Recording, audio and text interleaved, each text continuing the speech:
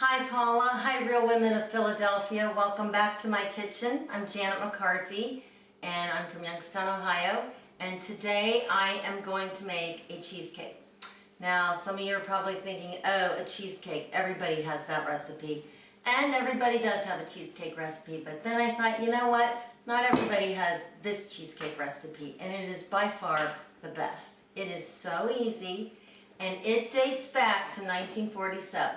My mother was on her way to work. She was riding a bus, and she sat next to a lady that was holding a cheesecake in her lap. Well, this lady was from New York, and her name was Flo, and she sold her cheesecakes. So she got to know my mom and gave my mother the recipe. So I grew up on this cheesecake, and my children have grown up on this cheesecake, and we all love it, and it is super easy, and it is super good, and I'm telling you, you gotta try it. You're gonna put all your other cheesecake recipes aside, and you're gonna take this one as number one. Okay, so let's get started. I have 2 cups of crushed vanilla wafers, and I'm going to add 6 tablespoons of melted butter to them. So you just add the butter and stir.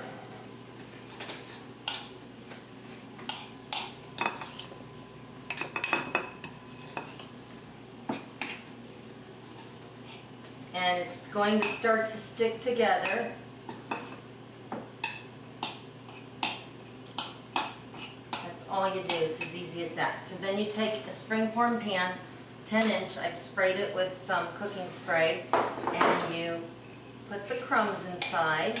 You save a little bit for the end. My mother always sprinkled a little bit on top. It kind of hides the cracks in case your cheesecake cracks, and you just use your hands. You can use a spoon, but I like to cook with my hands. They're clean, I promise. You pat that down, and a little bit goes up on the side, not too much. Easy, easy. You don't even have to bake this. You just set that aside. Okay, so we set our pan aside with the crust. I have 3 8-ounce bricks of cream cheese already in my mixer. It has come to room temperature, so they're nice and soft. Just turn your mixer on, and I have 1 cup of sugar, and I put that in. And you just stir that sugar into that cream cheese. And watch how quick this is. You take 4 eggs. Now you're going to bring your eggs to room temperature also. You're going to put your eggs in one at a time and blend them. 1.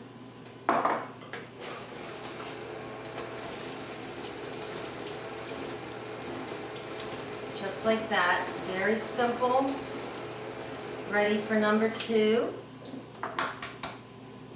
You don't want to overbeat your cheesecake, because that is what gives it the cracks. So you just want to get your eggs blended. Really just a couple minutes this cheesecake takes. And I'll go ahead and add the next 2. Okay, so I've added my 4th egg, and I've mixed that, and the only thing left is a half a teaspoon of vanilla. And that is it. Just blend that vanilla in, and voila, you are already finished. This takes no time at all. Okay, so you just pour this mixture right into the pan. As I said, you didn't even have to bake this crust. So you just pour it right in. It's nice and creamy and wonderful because it contains Philadelphia cream cheese.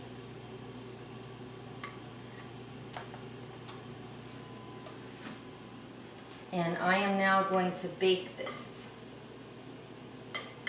for 30 minutes. Okay, my timer has gone off. It's been 30 minutes for the cheesecake. So now I pull it out of the oven.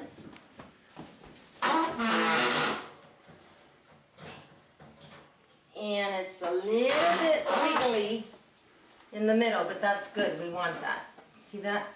It should do that. It should wiggle a little bit. Oh, Okay, now we take 2 cups of sour cream and 2 tablespoons of sugar. I'm going to pour that into the sour cream.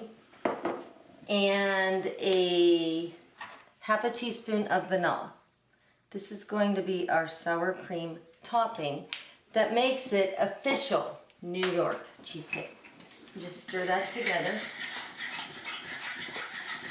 It just sweetens the sour cream. I don't know what it is about this sour cream topping, but it is just great on this cheesecake. Okay, now you kind of have to be careful because you don't want to put this on where it sinks into the cheesecake. So you want to do it gently. I actually did that one time. I was kind of rough, and when I went to cut my cheesecake, I had clumps of sour cream through it. So now I learned that you have to just be very, very gentle. I start at the edges first. You just kind of put that right on there. And then I'm going to bake this again for 12 minutes. So the topping will cook. So just be very careful, especially when you get toward the middle.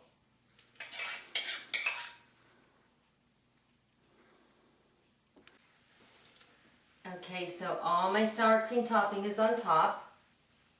And it's ready to go right back in the oven, as I said, for 12 more minutes.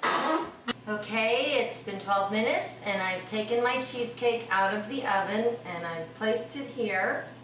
And remember when I said I saved some of the crust? And I just kind of sprinkle that over the top. Kind of looks pretty. Now, the other thing you do to cheesecake is when it comes out of the oven, you take a knife and you just go all around it, and that's going to help it not to crack, and it's going to help when you go to take your springform pan apart. It's going to help it not to stick. Okay, so now you have to tent, well, you let it cool, and then you're going to tent this with foil, and you have to put it in the refrigerator for 24 hours before you can eat it. Okay, my cheesecake is cooling and it will go in the fridge, and as luck would have it, I happen to have another cheesecake that's been in the fridge for 24 hours and ready to eat. Yum. Okay, so I always serve my cheesecake with fresh strawberries. So I've cut up some strawberries, and you just take a little bit of sugar and sprinkle it on the strawberries and stir them up just to sweeten them. And let's taste the cheesecake. And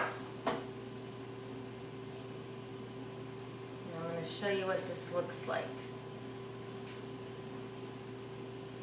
It's so easy and so fast and so delicious. I'm going to put some strawberries on top. You can use blueberries, raspberries, whatever berry you like. Okay, now can you see the cream cheese and then the sour cream layer right here? It's just creamy and good. Let's see how it tastes.